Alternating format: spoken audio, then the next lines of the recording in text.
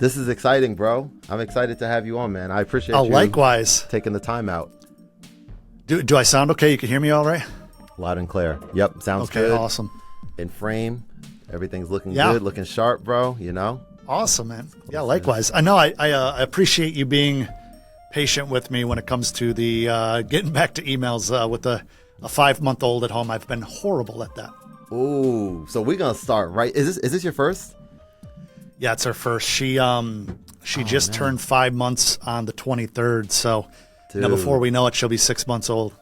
Congratulations, and we got to start right there. Thank you, man. I have an 18-month-old daughter, so I'm congratulations. Right there.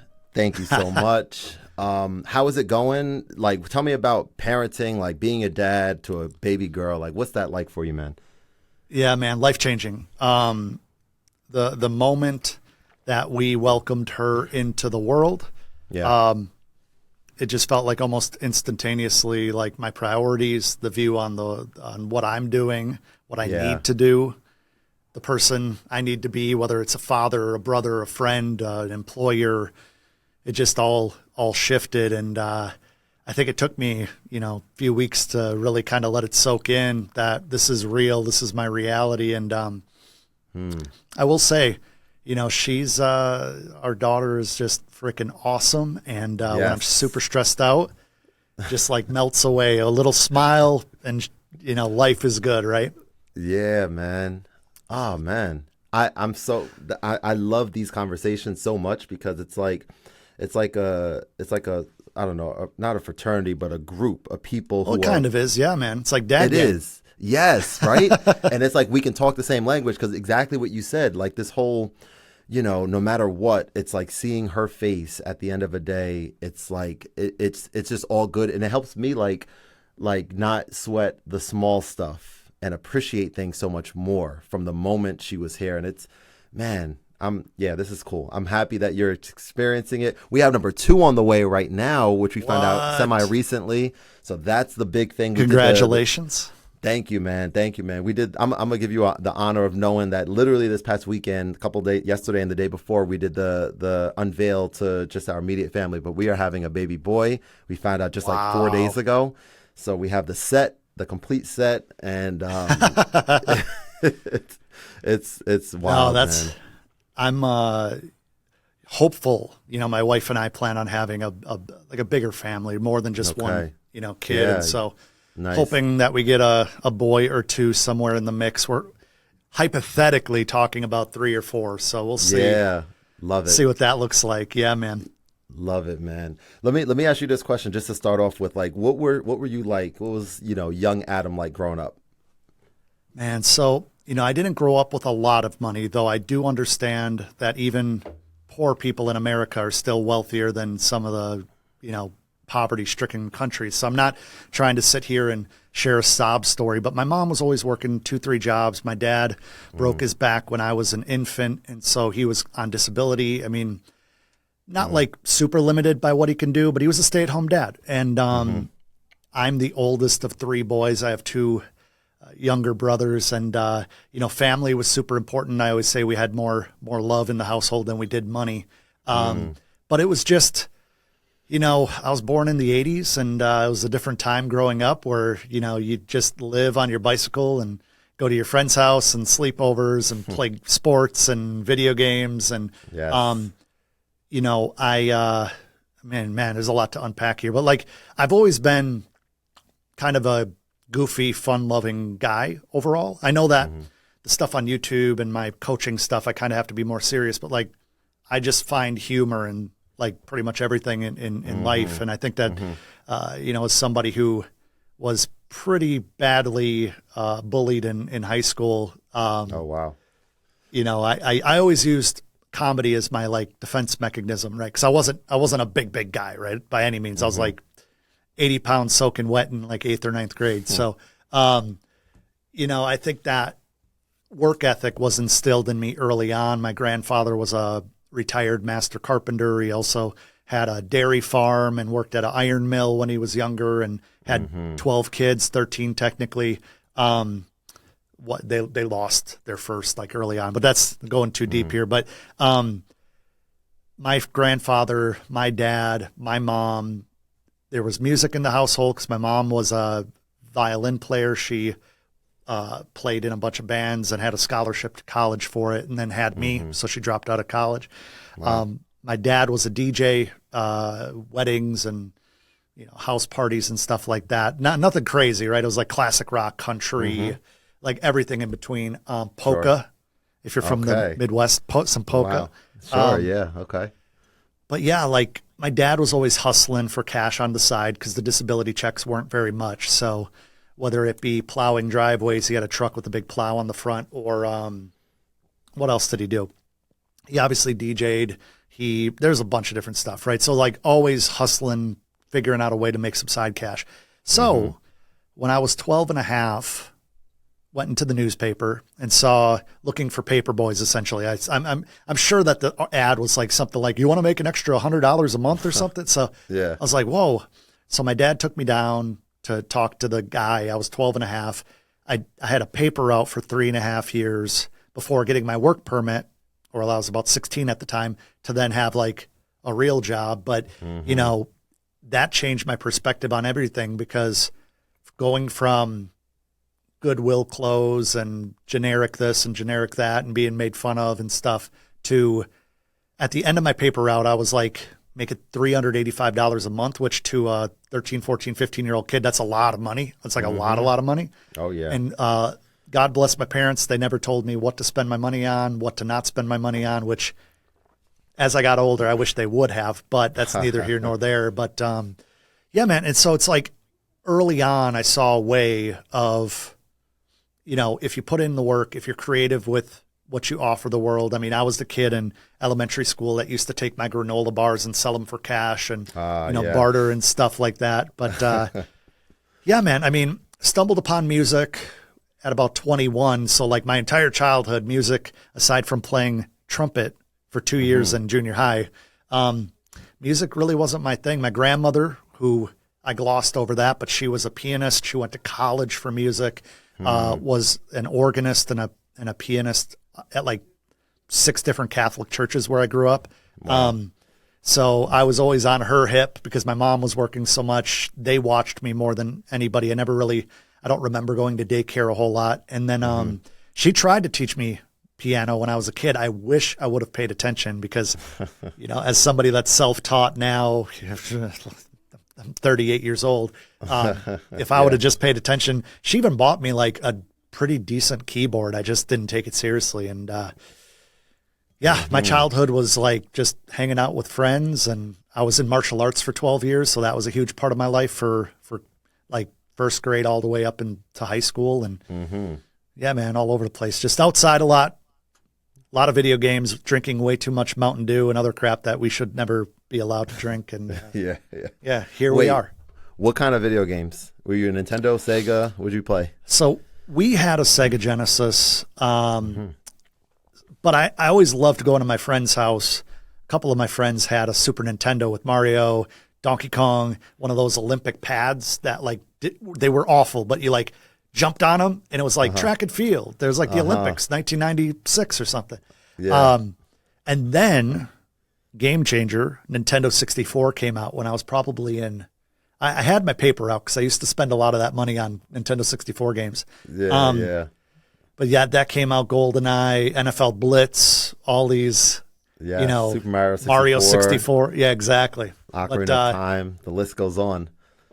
Remember that game? It was like an Echo the Dolphin. I think it was for Dreamcast, like the worst possible game ever made. I know Echo the Dolphin. Yeah, I used to play it on Game Gear back in the day. Dude, Game Gear. You'd go through 6 or 8 AA batteries like every 2 hours. Yeah, that battery efficiency struggled immensely, man. So bad. But it was so much fun. My dad got me like on these long road trips from Jersey, or at the time New York, down to Orlando. We used to drive down there. So he would nice. Like these long road trips. We have family down there. And certainly the what do you call car cigarette lighter adapters, so that we can be fully powered the whole time. And then those really thick like battery packs that you had to like screw on the back that like made it like 3 times the weight. That's some good memories. You couldn't fit it into a backpack. No way, not a chance. And now you fast forward and look, all this technology and stuff around us now, right? It's pretty wild. Yeah, kids nowadays will not understand the struggle of not being able to play Game Boy at night because it didn't light up.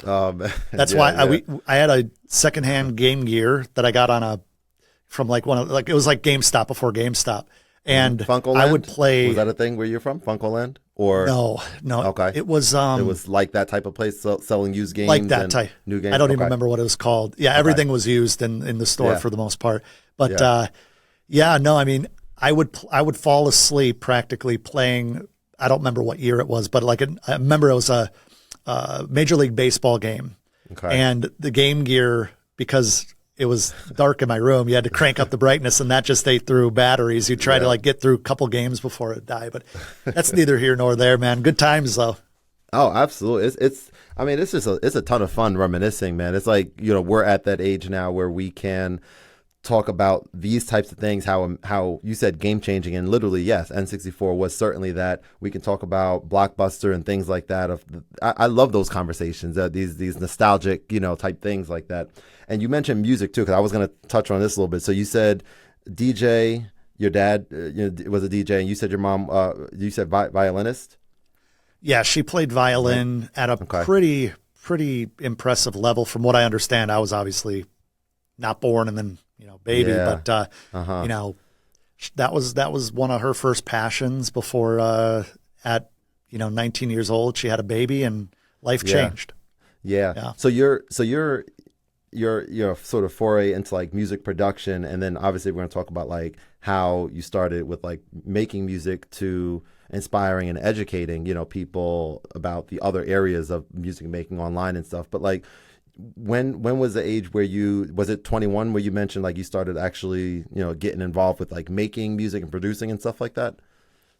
Yeah, in 2005. So I guess, I was born in 85, so around 21 years old. Yeah. I bumped into a guy named DJ DeVille. His name's Zach. He's like a legend in the DJ community now, but Zach introduced me to Reason.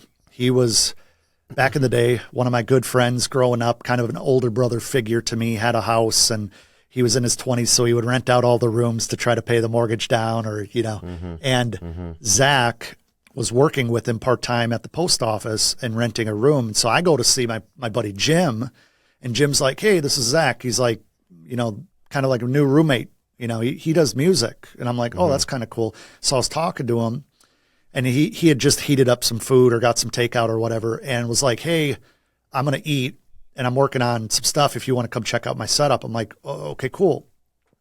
So I go and I see this spaceship production studio. It was super basic in reality, but to me, had like a Digi 002. He had a couple monitors, a couple, Alesis,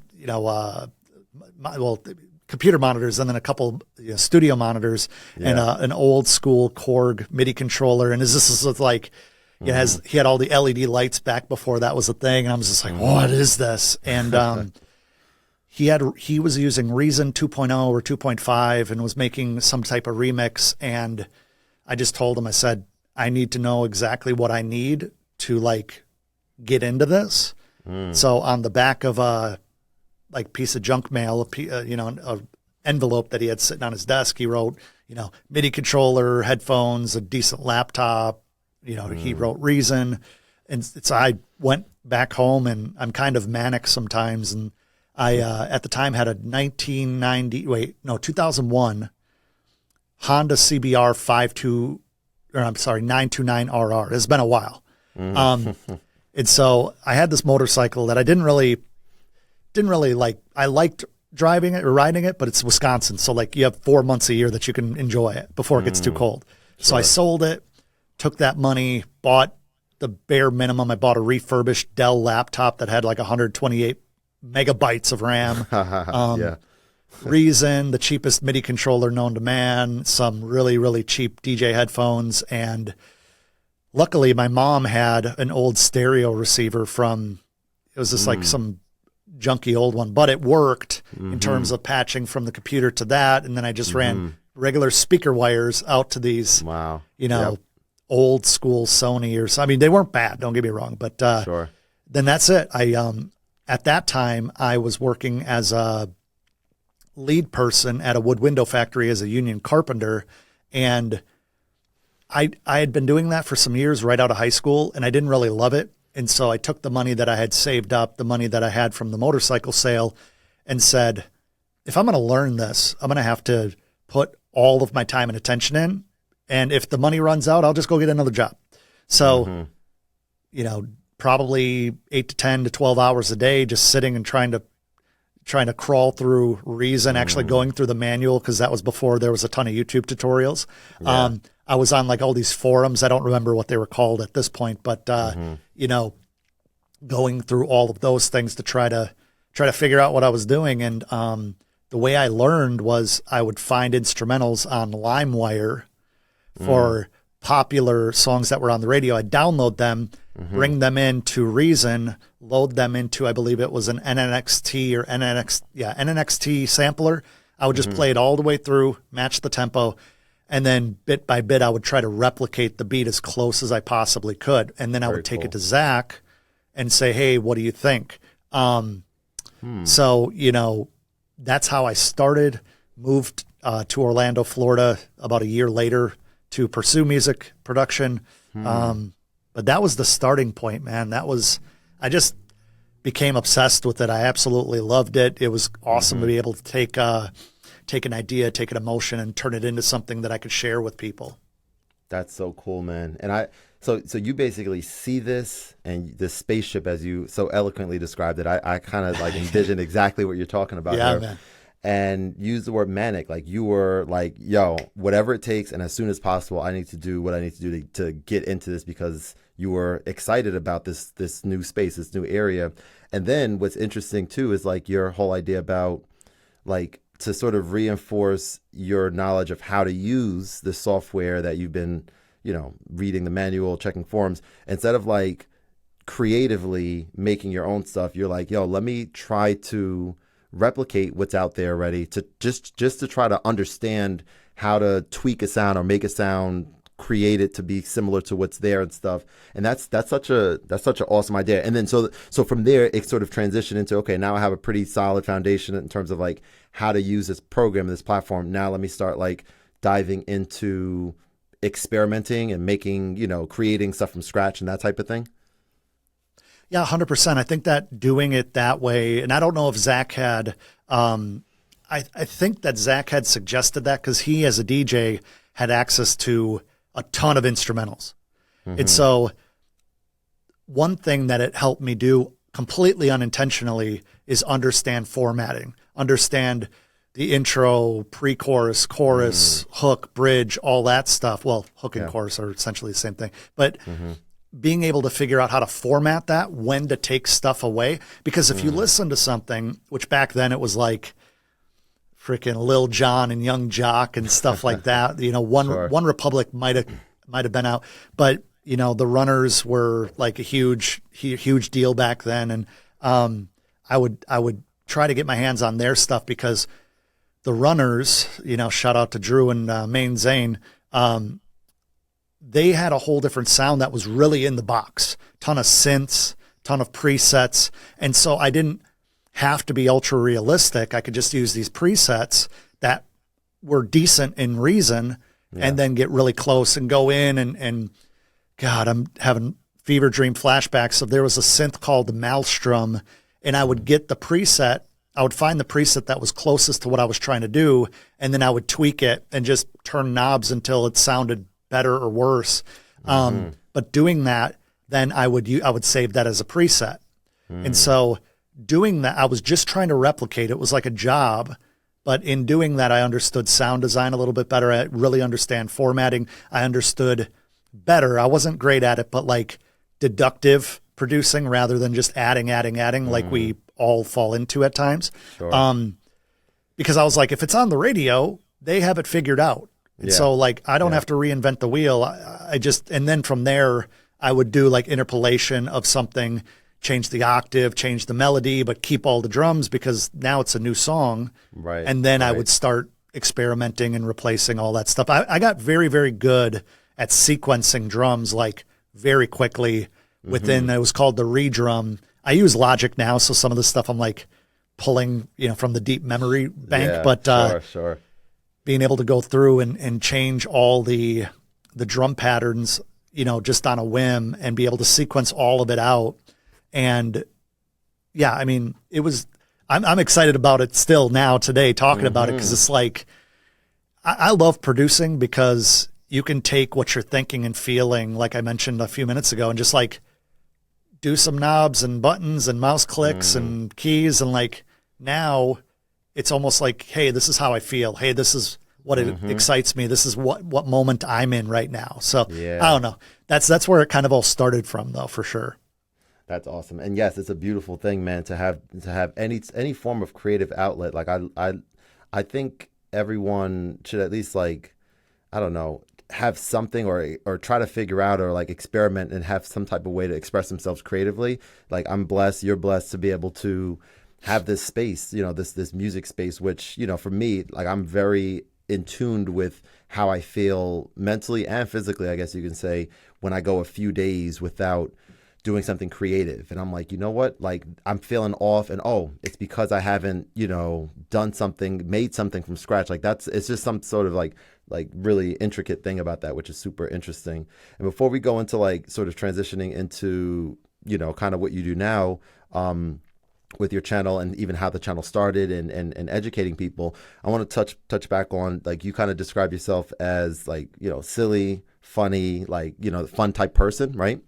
And you mentioned that with your content that you create, it's a slightly different persona, right? More professional type persona for the most part. So I want to know, like, from your end, do you ever feel the way I feel sometimes, which is I'm also extraordinarily probably more silly and more weird and stuff like that than you.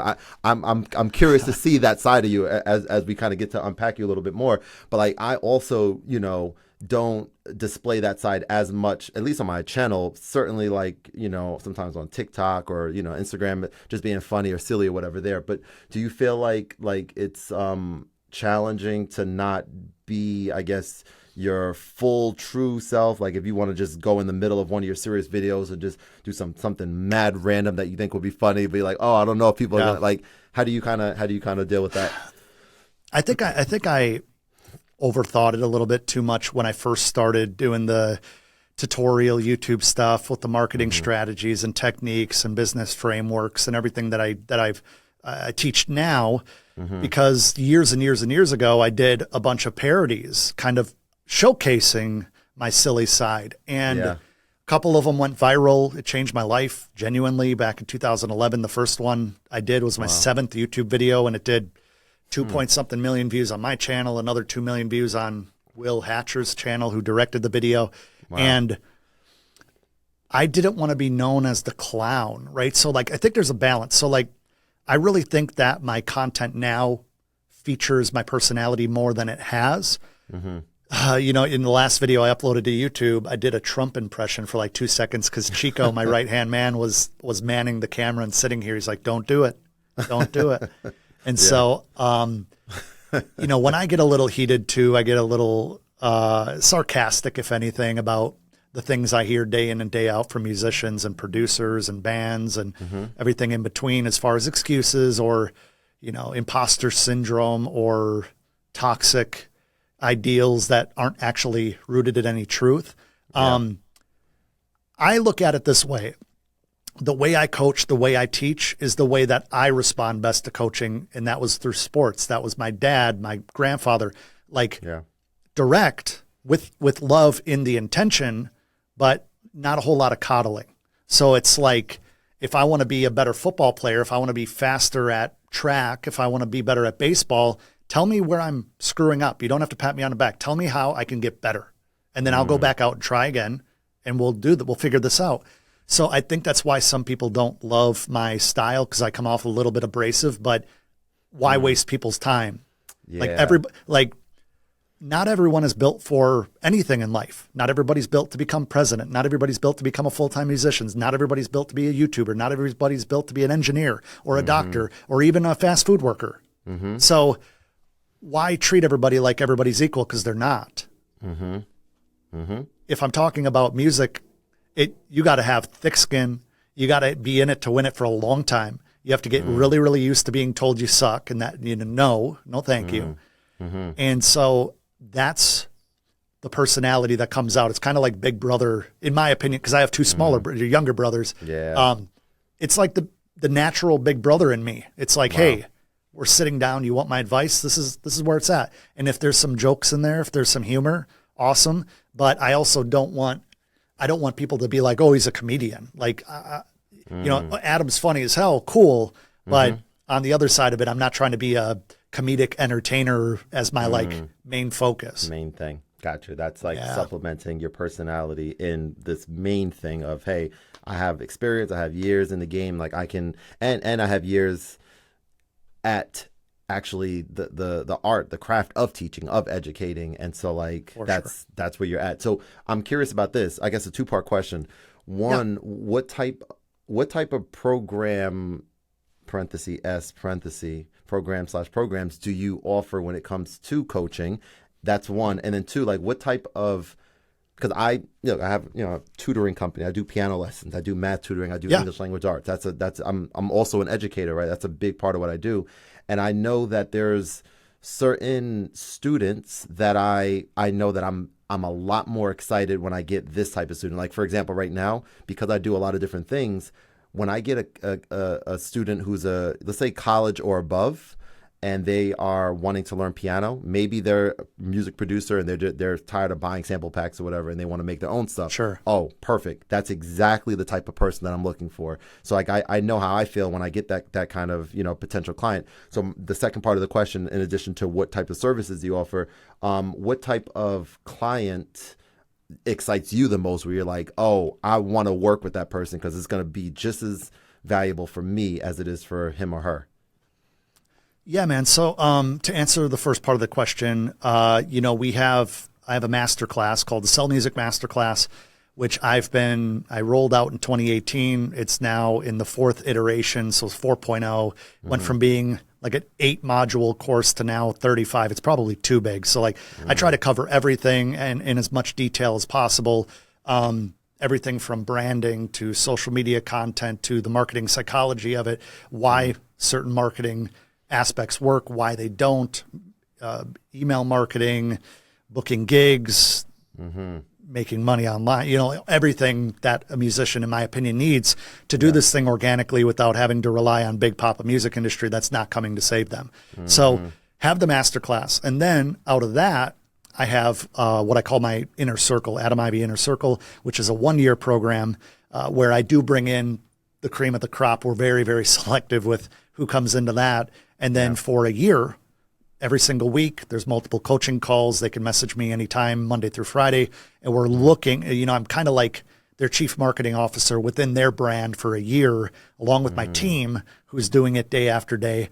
And we're just trying to hit home runs, because I'd rather have a group of 50 to 100 people every year or two that are massive success stories, rather than just bring everybody in and they're just a number. And it's like, there comes a point where it's not about the money, but investing that much time requires money. And so it's just that balance of, I see something in what you're doing. I know we can level up. Let's make sure that it aligns with your goals. Some people don't want to be rich and famous. Some people just want to be good. Yeah. And some people that are already good want to be rich and famous. So it's like, where do you put the systems into place? So it allows us to audit what they're doing, give them creative idea and direction. They could say, hey, I saw this person doing this. How would I do it? And we can build all that with them. And so that's really all I have to offer right now. We are rolling out something that I'm very excited about, which is a membership community. It's going to be a low-cost membership community where people have access to myself, the team, Q&As, live trainings, thriving community of serious musicians. It's not going to be these spammer, dabbler type. It's going to be, and that's why we put a dollar amount on it, because if it's free, you get some interesting characters in there that ruin the group. Interesting, huh?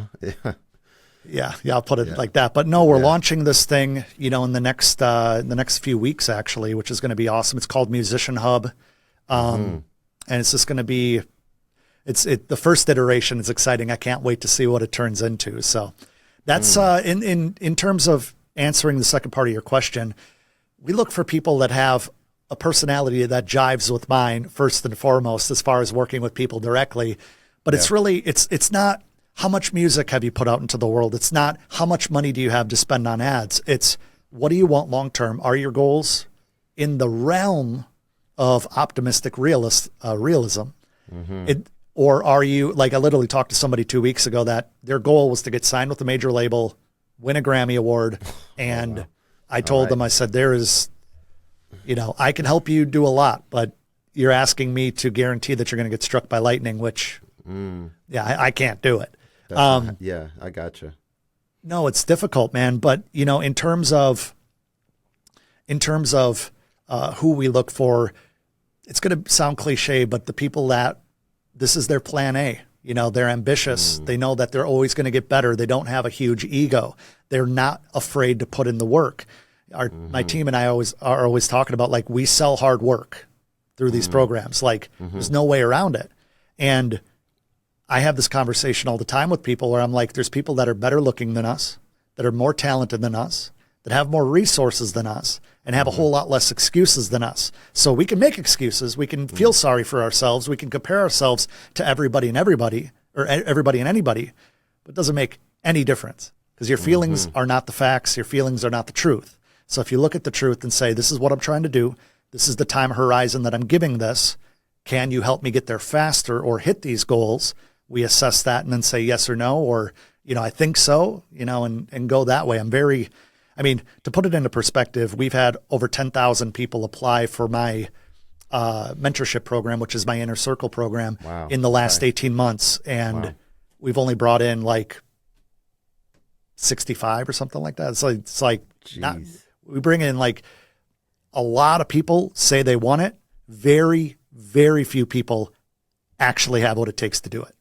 And you guys sort of determine this from the application or from the application plus? I can imagine y'all are doing 10,000 consults or something like that, or are you? Like, what's that process? So it's a straight up process. So people apply, they go through a questionnaire. We see a lot of people are like, oh, it's just to see if I have the money or not. No, we actually go through, we listen to the music, we cancel a lot of calls.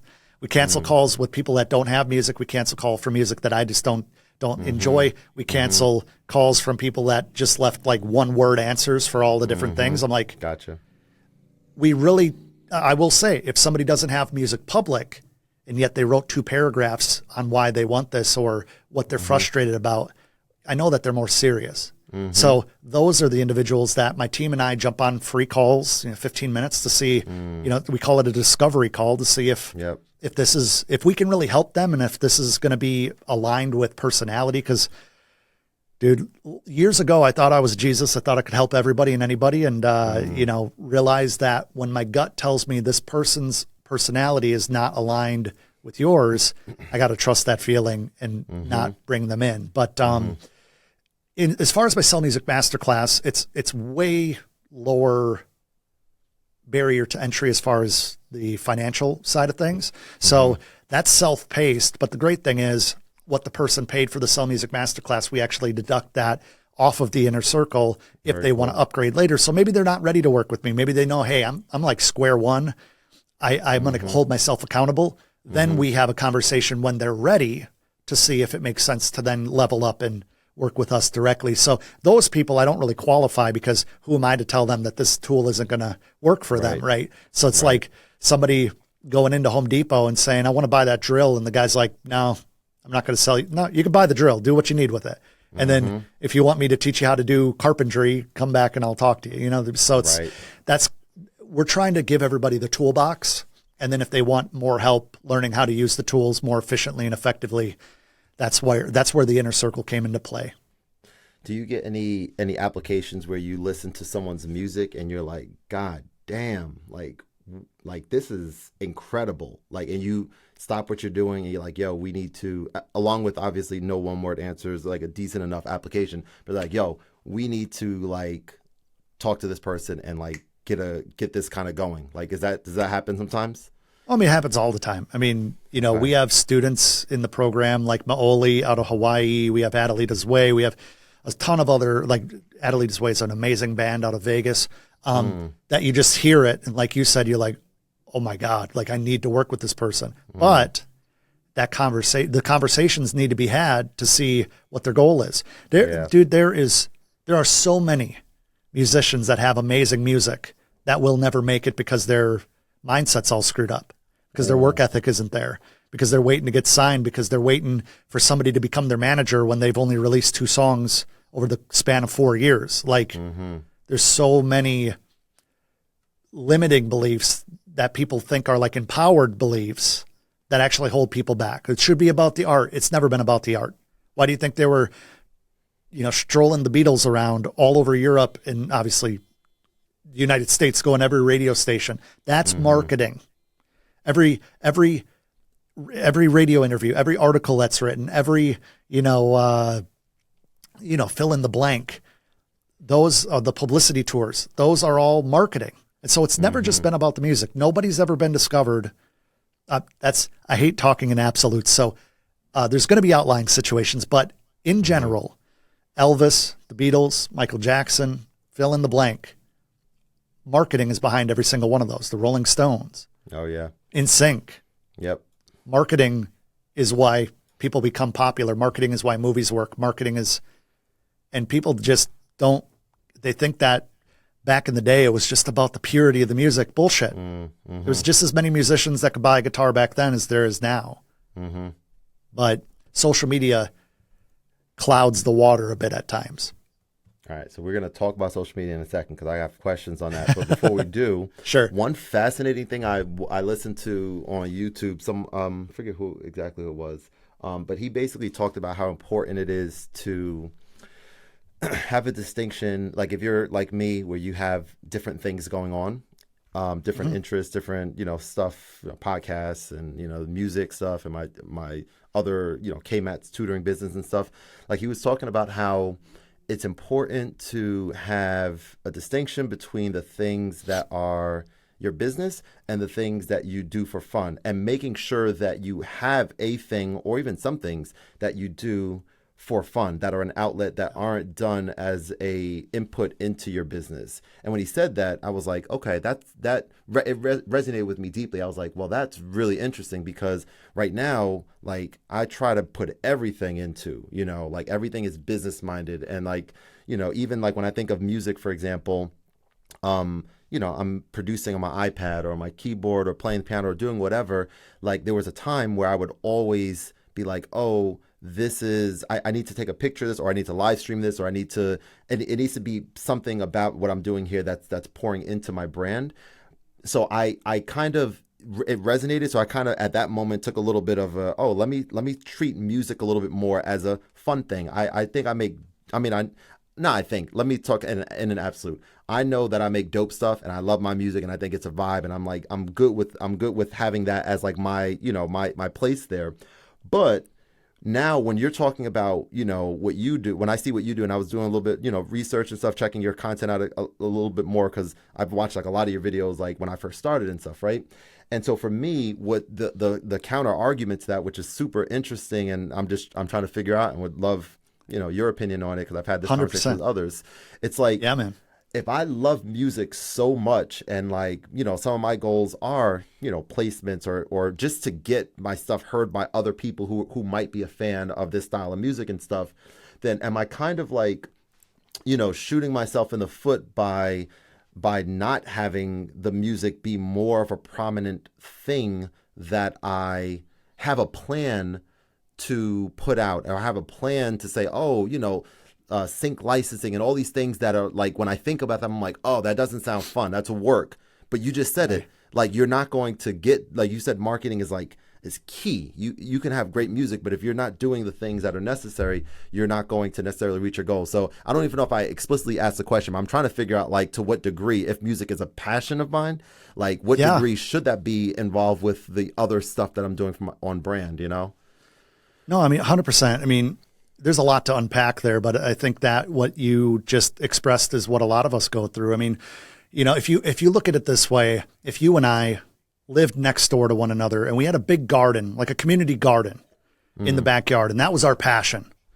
You and I, you had radishes and cabbage and carrots and I had, cucumbers and pumpkins and green peas and all these different things. Mm-hmm. What would happen if we didn't take them to market? They would all rot. Mm-hmm. And that's what marketing is. It's marketing your thing, your product. Mm-hmm. And so my argument in any of this is it's not always fun, but that's the fun part about it, because the people that won't do that work aren't your competition. Yeah. Like all of a sudden, they say 100,000 songs go up on Spotify a day. Okay.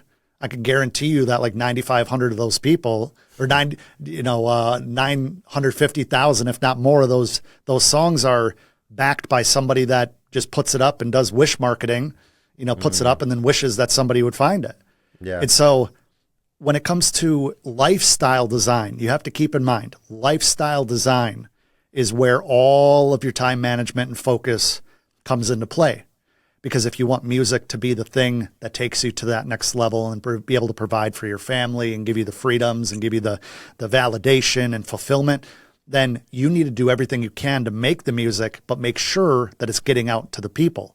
Because you and I could have the most beautiful, classic cars ever, but if we never take it to a show or take photos of it, nobody gets to enjoy it. It's just our little thing that we selfishly store away in the shadows. And so in terms of because here's the thing, I say this all the time, like ego crushes dreams. Ego will slow you down from progress more than just about anything in life. So if you're anything like me, I make music, not like I used to, but I went deaf in my left ear. We could talk about that if you want, but making music was my obsession. Fitness at the same time was my obsession. Working on cars. Obsession, online e-commerce, obsession. So how do you split your focus when you feel like you're good at all those things? You kind of have to do the Venn diagram of what makes money, what you love doing, and how it all fits into your lifestyle, the ideal lifestyle, right? You said earlier, it's important to, build in things that you're enjoying to do just for fun. Like what do those things look like? Because to a lot of people, music is at one point the fun thing. Yep. So I know a lot of people that have home studios that feel like they live in their studio, not their studio is in their house. Mm-hmm. And so we have to look at obviously designating time for other things. I mean, I'm a huge proponent. I'm not always as strict to it as I should, but like diet and exercise, getting outside, spending time with family more than ever, obviously with kids. But a few years ago, I bought a supercar and went to supercar rallies and car shows to get out and meet new people that were not in the music space and be able to get to the point where, now, give me one second. Sure. Now, your network is growing and the opportunities in other places are more bountiful because if you just, this is for anybody that makes music. If you just sit in your home studio and you record until you're satisfied with it and you don't get it out to the people to share and you don't put the blood, sweat, and tears out there to do it, you can't be mad at yourself when you're living in a bunch of regret when you're 65, 70 years old. Think about how long it takes to build a house, but then how many years you can enjoy living in that house with just basic maintenance. And that's the part that people don't want to do. They don't want to build their house. That's very well said. Very well said. Okay, so Thanks, when it comes to social media, and needless to say, I appreciate that insight. When it comes to social media, like, is it good enough if you have a foundational understanding? If you've watched some YouTube videos and you understand the basics and maybe even a little bit more of social media, and you're like, oh, I'm going to use this to market, but I'm not going to pay anything. You need to like put money in, right? You need to put money in. You need to like do other things too, and not just expect that people are going to hear it just through the algorithm on Instagram and TikTok, or not necessarily, or does that very much just depend on other factors? Yeah, it's the time money ratio. If you have more money than you have time, then by all means you can kind of spend to get there faster, kind of. If you have more time than money, spend the time, put in the sweat equity, and for example, my education business, we've done $2.4 million with less than 30,000 ad spend. So almost all of the traffic comes organically. Wow. And so It's huge. it's just because I got on YouTube with no expectation of launching a course or coaching anybody.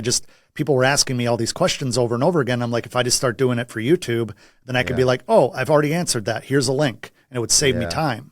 Yeah. Because it wasn't really something I ever thought to do as somebody that barely graduated high school. And then people were watching those videos and saying, hey, do you have a course? Nope. Everything you need is here. Hey, I'd like to work with you. And then all of a sudden you start feeding the demand of the marketplace. And that's how, in a lot of ways, in certain spaces, not every space, but certain spaces, how you could scale rapidly without spending a ton of money. Like, I think I did $111,000 between 2010 and 2011 just selling beats online. And like the vast majority of that was not ad spend. It was me sitting with my spreadsheet and messaging people on Facebook and Twitter. And I think that was even before Instagram, really. And just messaging, following up. And it wasn't, yo, you should check out my 5 beats for the price of one special. It was, yo, how do you like that new PlayStation 3 game? I just saw that you posted about Assassin's Creed. Is that, you think it's worth the buy? Oh, definitely. And then next thing you know, it takes a little while, but you blossom into a conversation about, hey, oh, I see that you make music. Oh, I'm a music producer. Wow. Then, hey, can you give me some feedback on this? Or, hey, before I upload these to my store, would you be interested in any? I mean, there's a million different ways that those conversations can go. But in terms of paid versus organic, my programs focus primarily on organic traffic because I think a lot of people go out and everybody says you have to have a budget, you have to have a budget, you have to have a budget. Real quick, Adam, I think your volume just dropped real low all of a sudden. I don't know if you hit something or if Can you hear me? Much better. There you go. Cool. Wait, did it again? Now it's back. It was like back and forth. Now it's good. It's good? Weird. Good. Let me make sure it's plugged in. Hold on. No doubt. You hear me? Yep. Can you hear me? All right. Loud and clear. Cool. All right, cool. Now I'm going to be paranoid the rest of the call. Yeah, I'll stop you. I'll let you know. Don't worry. I appreciate that, man. No, Yep. So many people think they have to have a budget. So many people think they have to have X amount to start a business. We're not opening a car wash or a bakery where we need all this upfront capital. You literally make the music. You can take the photos and videos and content from your phone. I mean, there's people that are doing YouTube videos from a webcam. It's like, use what you have until what you have pays for what you want. Yep. And if you don't have the time to financially budget, if you don't have the finances to financially budget, you need to take the time and do a time budget and say, I'm going to work a couple hours longer than most people do. Back in the day, even when I was doing music full time, I had a full-time career as a marketing director for a tech company for close to a decade. I'd come home, eat, go to the gym, and then I would just do my beat business from like 7 p.m. till 2 a.m. Wow. And because I was afraid, I grew up very, I don't want to say poor, but we were like upper lower class, right? Free lunches and all that stuff at school and hand-me-downs. But again, it was like Central Wisconsin. It wasn't like we were living in like a war-torn high crime area. It was like just a bunch of broke blue collar workers. So I say that because there are people that have it way worse off than us. And if we just put in a little bit more time and stop making excuses, stop scrolling on our phones, I'm not the guy who's like, just work harder and it'll all work out. If you work harder, you have the opportunity to get to a point where it'll start all working out. Just like being lucky. Being lucky takes a strategy. Being lucky, because you look at the lottery winners, like what is it? 4 out of 5 lottery winners freaking spend everything and they're back to a worse position than they were before they won the lottery. Didn't even know that. That's wild. But yeah that's crazy. There's some crazy stat too, like 1 out of 4 or 1 out of 5 Powerball winners in the last 20 years has killed themselves or died. Like there's some weird stuff. There's a documentary about it. That's crazy. Okay. Yeah. So hopefully neither one of us ever win the lottery. Ever. Yeah. I don't ever. I don't even know what I would do with that, man. Real talk. Yeah. You got to play to win, I guess. Yeah. Right. That's right. Yeah, man. Okay. So that's That's super interesting. Okay. So I talk to my brother a lot, and he's a huge proponent of paying for knowledge, right? This whole idea Yeah. of like, if you trust someone, that's why I had such intricate questions for you, because I'm definitely in that space now where for both my business, which they still are separate, my tutoring business, as well as like my YouTube content, music, all this space, but it's Sure. like paying money to learn from people like yourself, right? If you trust that a person knows, and like the model that you just described, you've been making videos, sharing this stuff for a number of years now. And at some point it's like, hey, look, let's package this together. And I mean, would you say, I mean, I think I know the answer to this question already. You would say that like your masterclass, there's obviously topics that you've made videos on that are in the masterclass, but overall, like there's things in the masterclass that are only going to be there. Plus, it's like a progression, and it's like it's one set. You do all of this, and whatever time makes sense for you, you're going to have this knowledge that you're more than likely seeking if you're even inquiring about something like that. That's kind of what that process is like, right? Yeah. So to break things down, I mean, just very transparently, I make all my YouTube content for beginners. There's a couple things that kind of teeter on intermediate, but most of it's all super beginner stuff, right? So the people that are like, oh my God, this is super advanced, I could tell they're a beginner because it's not. And so I do that to earn people's trust, get them to become familiar with my coaching style, my opinionated, videos at times, and try to provide so much value that I can get someone to get into momentum to then say, wow, Adam got me to this point with this beginner stuff. Now I need the next piece of the puzzle.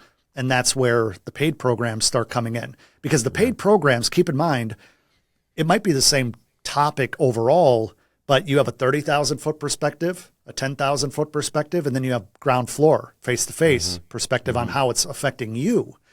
Because, advice, coaching, you try to do one to many. You try to talk to one person and it help everybody, but 50-year-old folk singer from Iowa is not going to need the same strategy as a trap artist from Atlanta who's 19. Yeah. Like it's different. Yeah. Different socioeconomical climate issues, different mindset, way that, what success looks like to all these people. So, in terms of YouTube, to me is like lead capture. I'm obviously trying to help. I'm trying to, cause like in the education space, if you're not getting results for people, you're going to be here today, gone tomorrow.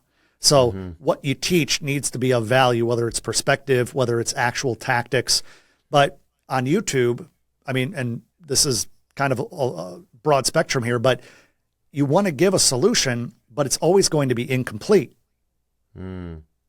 because you can't, I mean, it might work out of 100 people. There might be 20 of those that get more out of it than the other 80 because it really resonates with their exact situation.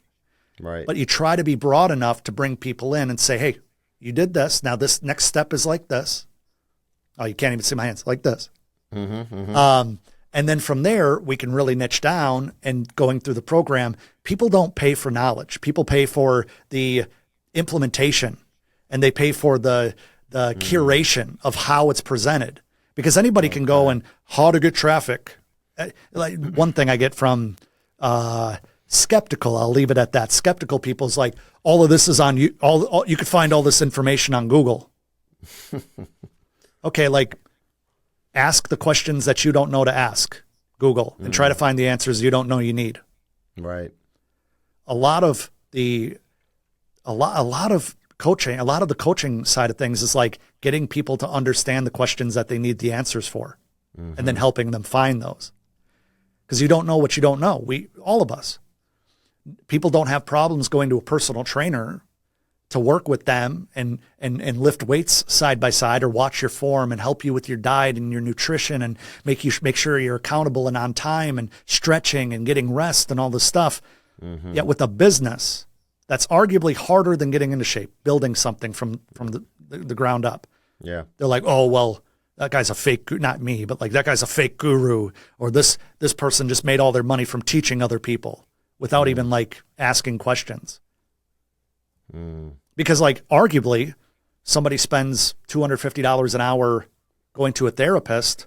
They don't say, well, why would I pay you $250,000 if I don't know how your mental state is? Or it's just like stupid. One thing when it comes to this whole online education space, you get people that just wouldn't pay for anything.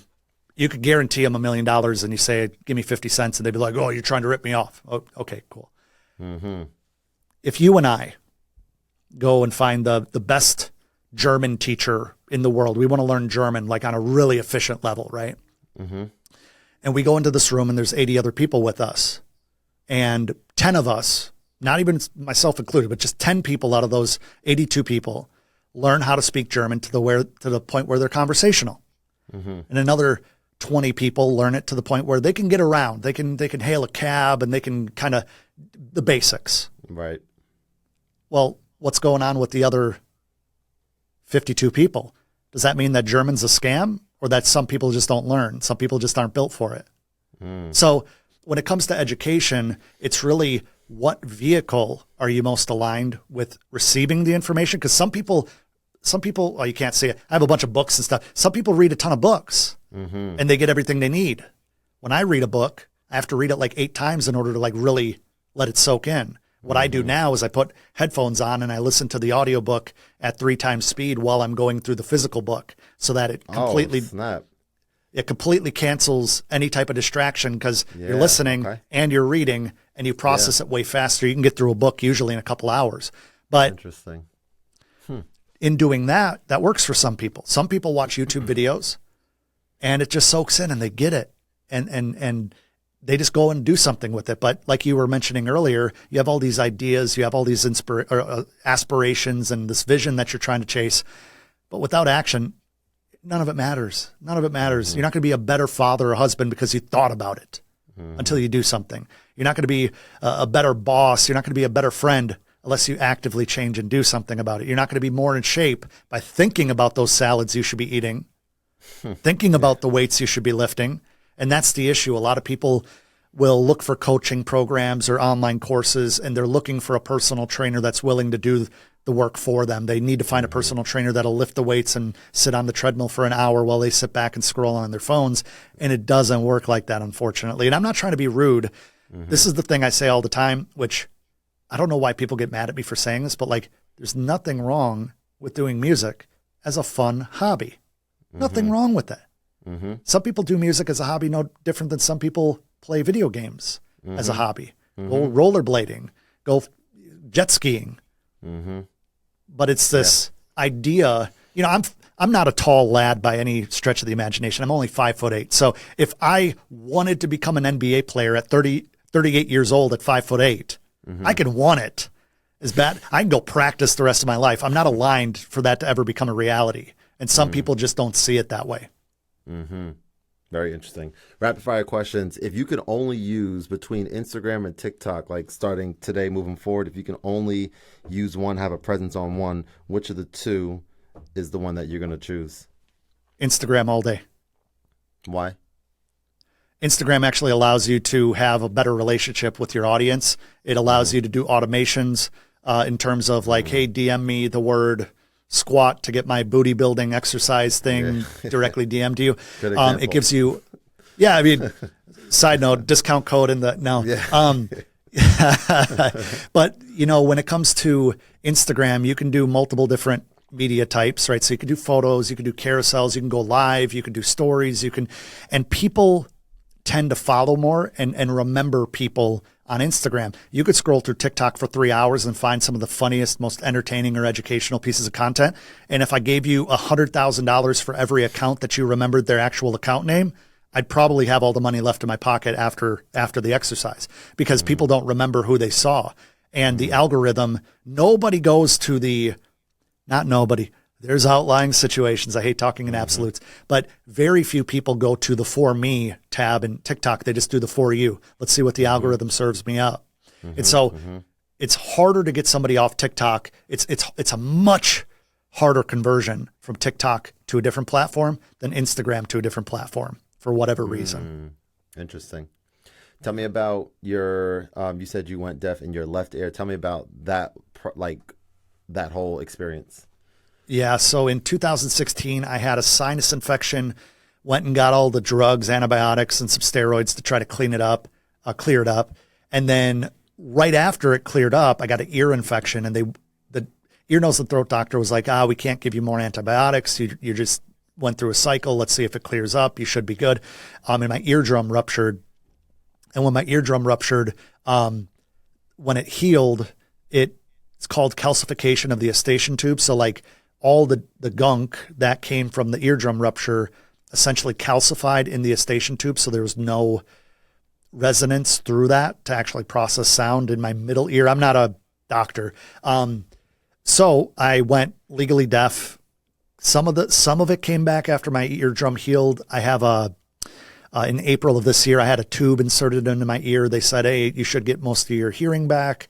That didn't really work. And so now, even though I don't have it in right now, I usually wear a hearing aid, but there's still a frequency range that happens to be exact frequency range of my wife's voice, unfortunately, that I just can't hear because she'll talk to me and it's just like, wow, I'm like, can you please speak up?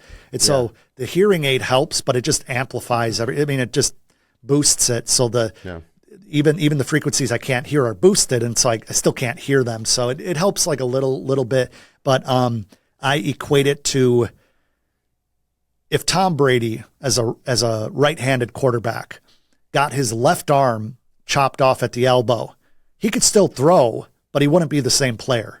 And that's how I felt after that, and that's how I kind of stumbled upon education. Gotcha. It's like one of my good friends, Mark Eckert's like, dude, you are a player that turned coach. And so I kind of, anytime I start feeling egotistical or my ego being hit, but like, man, I don't make music like I used to. It's just like, I'm a player turned coach. Wow. So right now, nowadays, like, are you still able to spend some time like throughout the week, like just creating, making music and stuff? Yes and no. I mean, I'm in the process now of building my home studio, so everything's tore out, getting all the panels and acoustic treatment and all that good stuff up.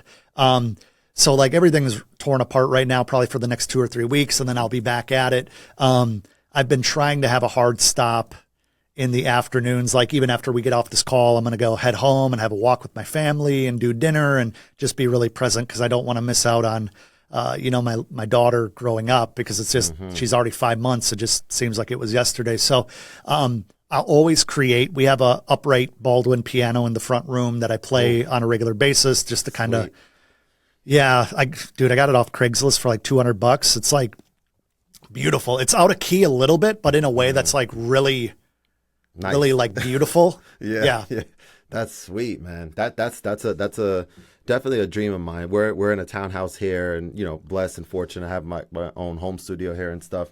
But eventually, like, especially with us expanding our family, like once we're at a place where we can do the single family with the yard and all that stuff, like an acoustic piano, there's something so, like, anytime I have a chance to play an acoustic, I'm like, yes, like I love it. I have a Nord piano 5 upstairs, which I absolutely love. It's like those amazing. Are awesome.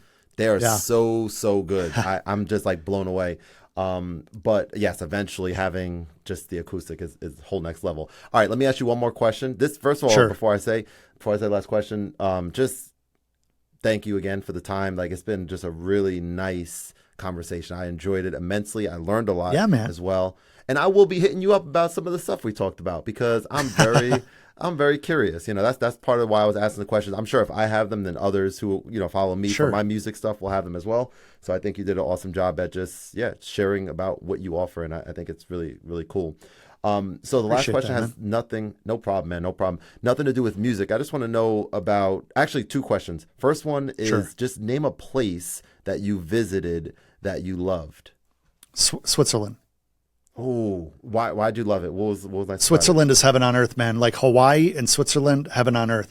Everywhere you go, everywhere that I went in Switzerland, aside from Zurich, Zurich is a big city. So like, I don't go to Switzerland to hang out in a big city. Okay. We went to Interlaken. We went to Zermatt, where Matterhorn is, the mountain. Okay.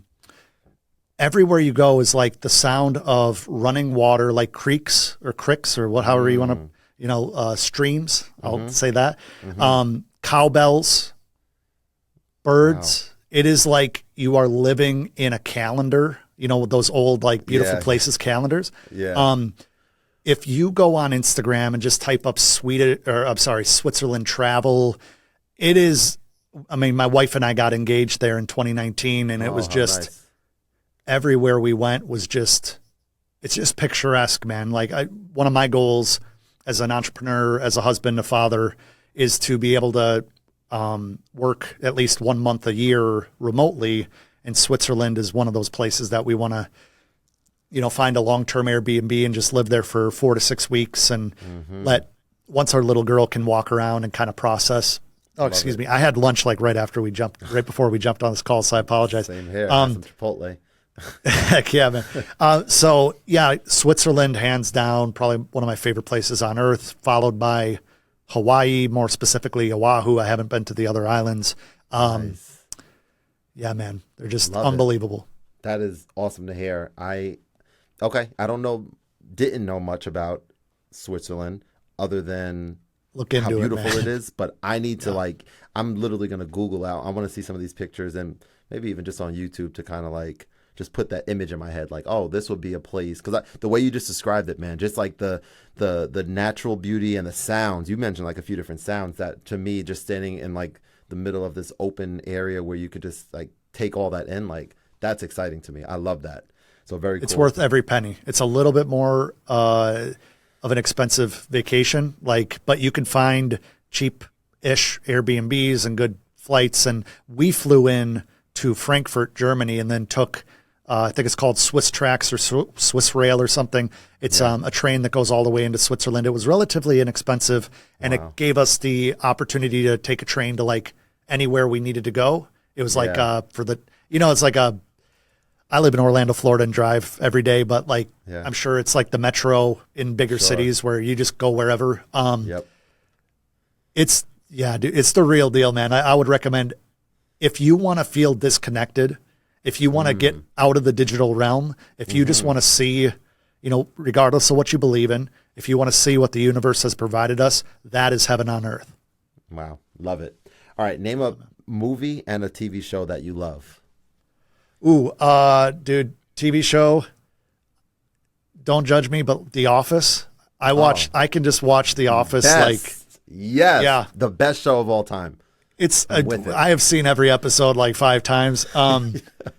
I don't have great short-term memory, but there's like a ton of quotes out of there that randomly I'll just say, like, I'm not superstitious, but I am a little stitious. I'm a little stitious. As far as movies go, oh man, it's funny. Until my wife got pregnant, however long ago, before our daughter was born, I don't really watch a whole lot of TV. I'm kind of a busybody, and but some movies that have stood out. I don't have a favorite movie, but one movie I absolutely love is No Country for Old Men. There Will Be Blood is another great one with Daniel Day-Lewis. Office Space is a great movie. Yeah. Speaking of office stuff, and The Big Lebowski. The Big Lebowski might be 1 or 2 on my top favorite movies of all time. Okay. So I've only seen one of those 3. I've only seen Office Space, believe it or not. I know, yes. That's why I love asking this question. Now I have a place to visit that I wouldn't have necessarily thought, and I got 3 movies to add to the ever-growing list. But I like having a list like that of people who are passionate and excited to talk about, things that they love. So yeah, I'm all about it. Absolutely, man. Very cool. Bro, again, it's been an absolute pleasure. I will send you a message offline today or tomorrow.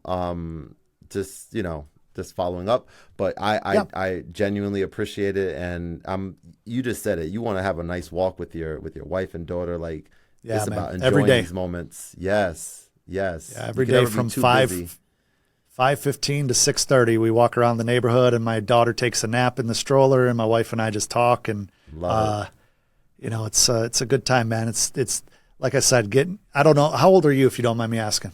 Yeah, so I have to think about it, which is terrible. 36.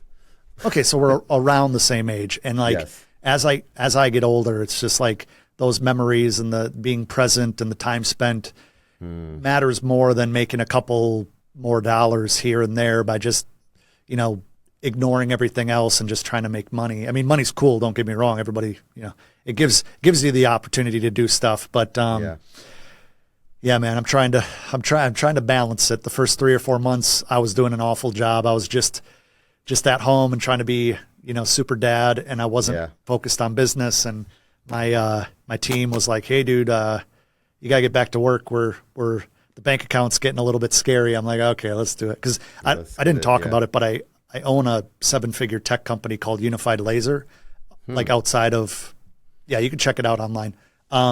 So I've been doing that for the last few years. And so luckily I'm a little bit hands off with that. I have a sales team and application engineer and R&D and everything. But that allows me to, if I wanted to, I could just like completely disappear off the face of social media as a brand and just continue to take care of my family. But I love helping people, man. I love helping people and making content and seeing what works, seeing what doesn't work. And I live vicariously through some of my students. Last year alone, we did like 370 million streams. And this year alone, it's like 140,000 tickets sold between 2 artists in particular that are just crushing it in my inner circle. It's just, those are the things, especially when they're like, "Dude, I could have never done this without you." You never ask for it, but it really drives the point of like what we're doing matters to some people, and just growth and all that good stuff. But anyway, man, I appreciate the opportunity to chop it up with you. If you need anything from me, like I know the email said a bio or a headshot, like I could send that over in the next day or two for sure. Awesome. I would genuinely appreciate that. And again, thanks so much for taking the time out, and have a great rest of your night. You as well, man. We'll talk soon.